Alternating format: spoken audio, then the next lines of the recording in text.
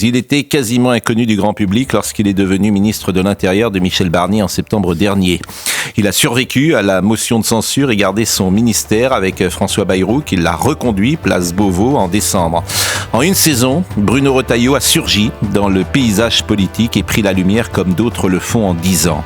Il semble avoir conquis le cœur de la droite, qui depuis des années traîne un spleen à force d'échecs électoraux, mais aussi de lignes politiques indécises. Il sera peut-être le prochain président des Républicains. Il est devenu un candidat potentiel à l'élection présidentielle, même si les sondages le placent toujours en dessous de la barre des 10%. Bruno Retailleau, vous l'avez compris, est avec nous ce matin.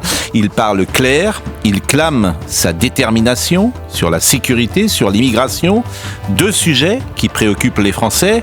Mais que peut-il faire quand aucune majorité le soutient à l'Assemblée nationale? Que peut-il faire quand le Conseil d'État entend court-circuiter le pouvoir des préfets en matière de régularisation? Que peut-il faire quand diverses jurisprudences font de moins en moins de différence entre étrangers et nationaux?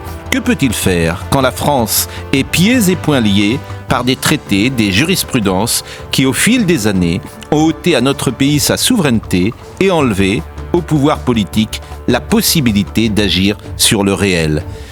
Voici des questions importantes, sinon essentielles,